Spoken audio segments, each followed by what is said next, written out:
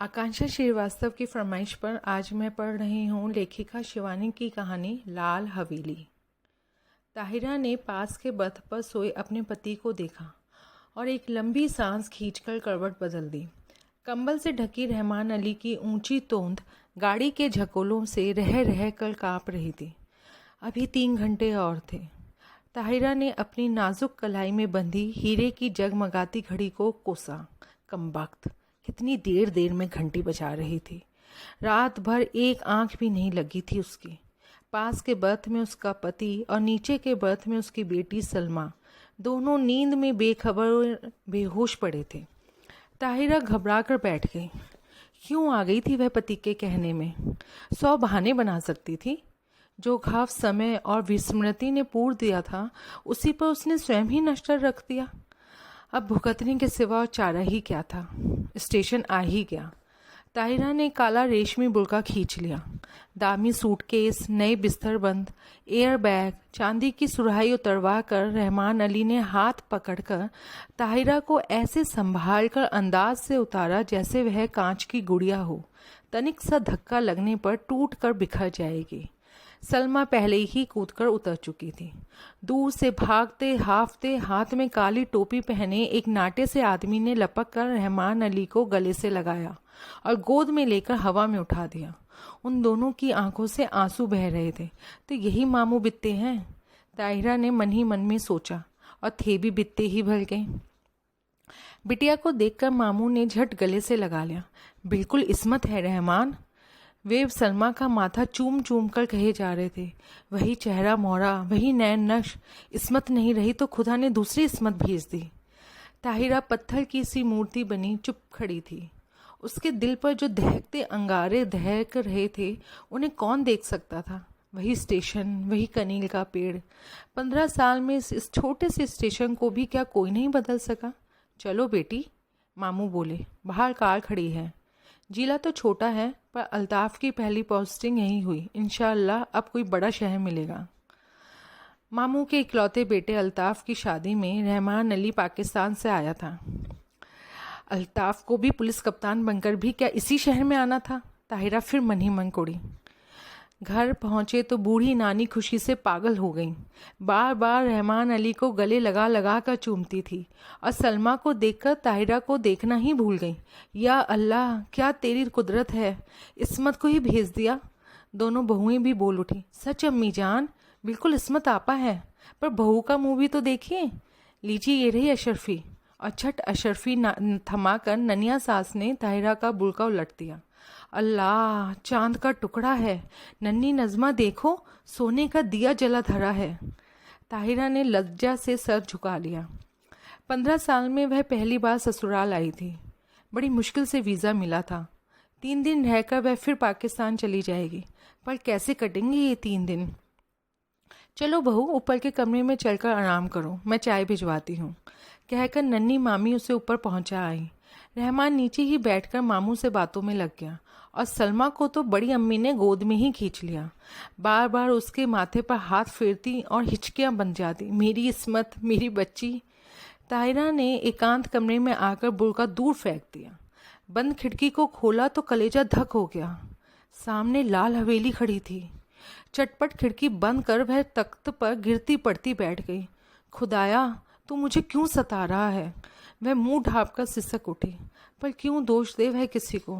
वह तो जान गई थी हिंदुस्तान के जिस शहर में उसे जाना है वहाँ का एक एक कंकड़ उस पर पहाड़ सा टूटकर बसेगा। उसके नेक पति को क्या पता? भोला रहमान अली, जिसकी पवित्र आंखों में ताहिरा के प्रति प्रेम की गंगा छलकती थी, जिसने उसे पालतू हिरनी से बनाकर अपनी बेड़ियों से बांध लिया था, उस रहमान अली से वह क्या कहती? पाकिस्तान के बंटवारे में कितने पिसे, उसी में से एक थी ताहिरा। तब भी वह 16 वर्ष की कनक छड़ी सी सुंदरी सुधा अपने मामा के साथ मेरी बहन के ब्याह में मुल्तान आई। दंगे की ज्वाला ने उसे फूंक दिया। मुस्लिम गुंडों की भीड़ जब भूखे कुत्तों की भांति उसे बोटी से चिचोड़ने को थी, तभी आ गया था फरिश्ता बनकर रहमान अली। नहीं, वे नहीं छोड़ेंगे। हिंदुओं ने उनकी बहू बेटियों को छोड़ दिया था क्या? पर रहमान अली की आवाज़ की मीठी डोर ने उन्हें बांध लिया। सांवला दुबला पतला रहमान सहसा कठोर मेघ बनकर उस पर छा गया। सुधा बच गई पर ताहिरा बनकर। रहमान की जवान बीवी को भी दिल्ली में ऐसे ही पीस दिया था। वह जान बचाकर भाग आया था, बुझा और घायल दिल लेकर।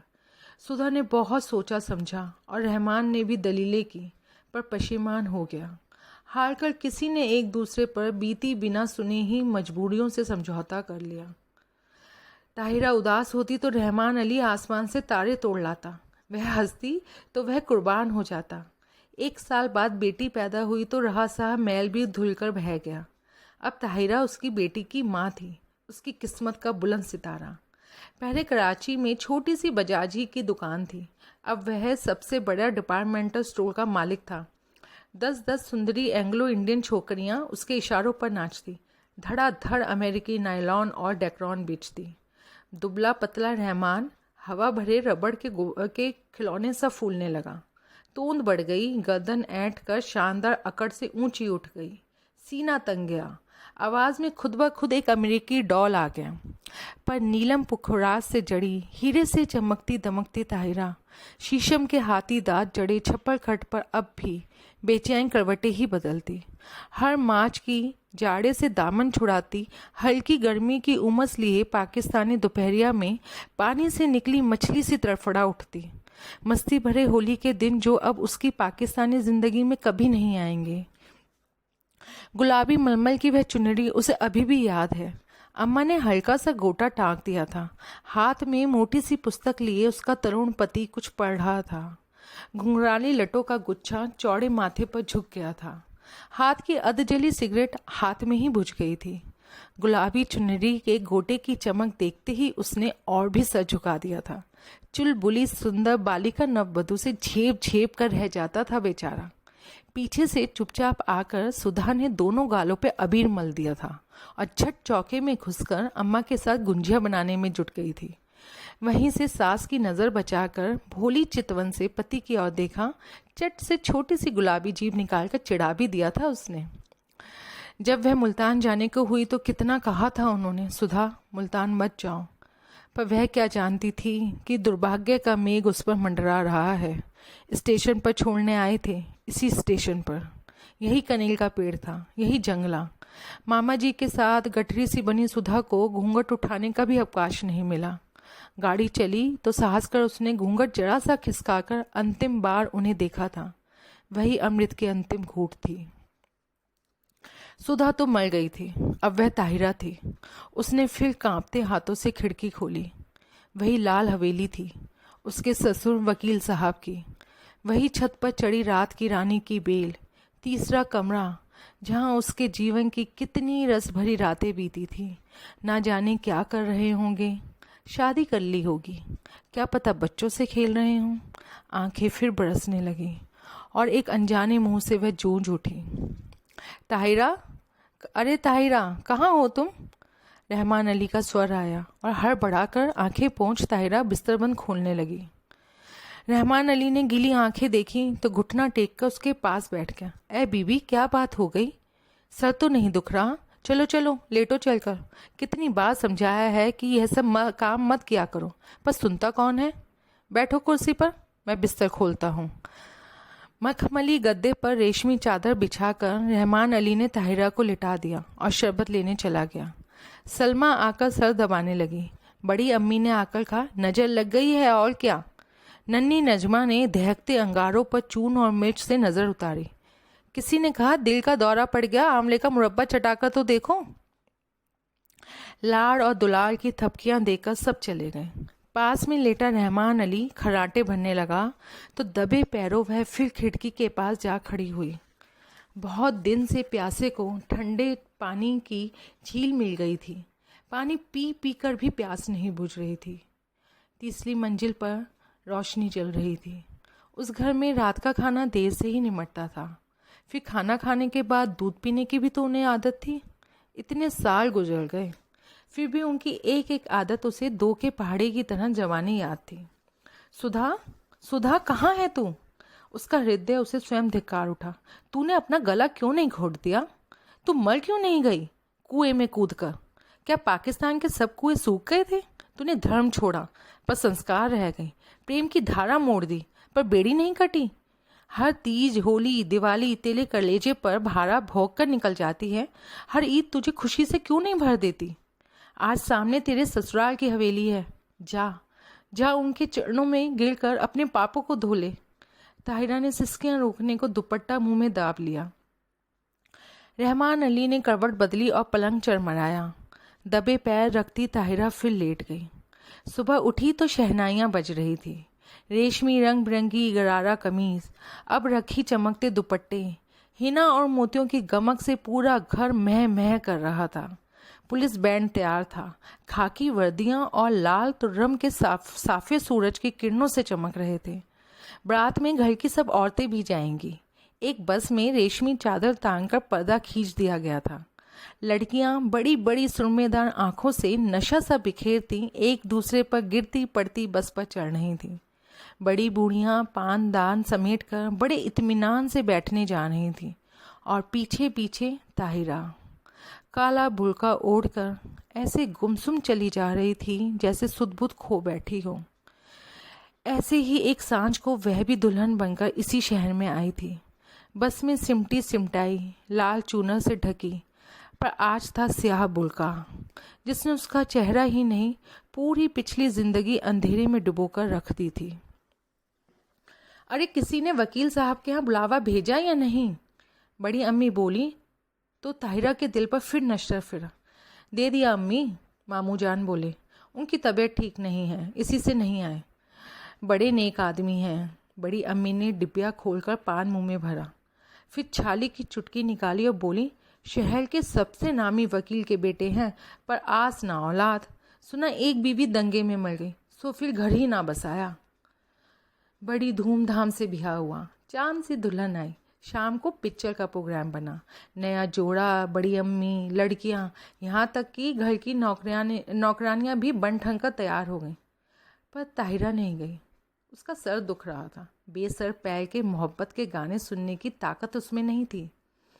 अकेले अंधेरे कमरे में वह चुपचाप पड़ी रहना चाहती थी। हिंदुस्तान, प्यारे हिंदुस्तान की आखिरी सांझ। जब सब चले गए तो तेज़ बत्ती जलाकर वह आदमकद आईने के सामने खड़ी हो गई।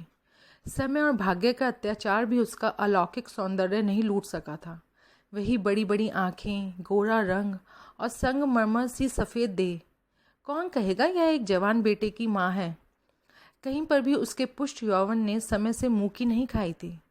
कल वह सुबह 4 बजे चली जाएगी। जिस देवता ने उसके लिए सर्वस्व त्याग कर वैरागी का वेश धर लिया है, क्या एक बार भी उसके दर्शन नहीं मिलेंगे? किसी शैतान नटखट बालक की भांति उसकी आंखें चमकने लगी। झटपट बुर्का ओढ़ वह बाहर निकल आई। पैरों में बिजली की गति आ गई, पर हवेली के पास आकर वह पसीना पसीना हो गई। पिछवाड़े की सीढ़ियाँ उसे याद थीं, जो ठीक उनके कमरे की छोटी खिड़की के पास आकर ही रुकती थी। एक एक पैर 10-10 मन का हो गया। कलेजा फट फट कर मुंह को आ गया। पर अब वह ताहिरा नहीं थी।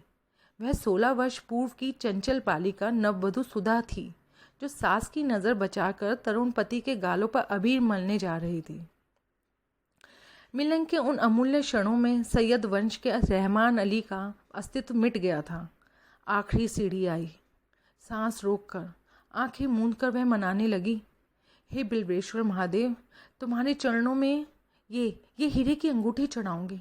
बस एक बार उन्हें दिखा दो, लेकिन वो मुझे ना देखें। बहुत दिनों बाद भक्त ने भगवान को याद किया था, कैसे ना सुनते। आंसुओं से अंधी आंखों ने देवता को देख लिया। वही गंभीर मुद्रा, वही लट्ठे का इकबर्रा पाजामा और मलमल का कुर्ता। मेज पर अभागिनी सुधा की तस्वीर थी, जो गौने पर बड़े भैया ने खींची थी। जी भर कर देख पगली और भाग जा, भाग ताहिरा भाग। उसके कानों में जैसे स्वयं भोलानाथ गरजे। सुधा फिर डूब गई। ताहिरा जगी। सब सिनेमा से लौटने को होंगे। अंतिम बार आंखों ही आंखों में देवता की चरण धूरी लेकर वह लौटी और बिल्वेश्वर महादेव के निर्जन देवालय की ओर भागी। ना जाने कितनी मनौतियाँ मांगी थीं इसी धैर्य पर। सर पटक कर वह लौट गई। आंचल पसार कर उसने आखिरी मनौती मांगी, हे भोलानाथ, उन्हें सुखी रखना, उनके पैरों में एक कांटा भी ना गड़े। हीरे की अंगूठी उतार कर चढ़ा दी और भागती हाफती घर पहुंची। रहमान अली ने आते ही उसका पीला चेहरा देखा तो नब्ज पकड़ ली। देखूं बुखार तो नहीं? अरे अंगूठी कहाँ गई? वह अंगूठी रहमान ने उसे इसी साल शादी के दिन की यादगार में पहनाई थी। ना जाने कहाँ गिर गई। थक के स्वर में ताहिरा ने कहा। कोई बात नहीं। रहमान ने झुककर ठंडी बर्फ सी लंबी उंगलियों को चूम कर कहा, ये उंगलियां आबाद रहें। इंशाअल्लाह अब के तेहरान से चौकोर हीरा मंगवा लेंगे। ताहिरा की खोई दृष्टि खिड़की से बाहर अंधेरे में डूबती लाल हवेली पर थी, जिसके तीसरे कमरे की रोशनी दब से बुझ गई थी। ताहिरा ने एक सर्द सांस खींचकर खिड़की बंद कर दी। लाल हवेली अंधेरे में गले तक डूब चुकी थी।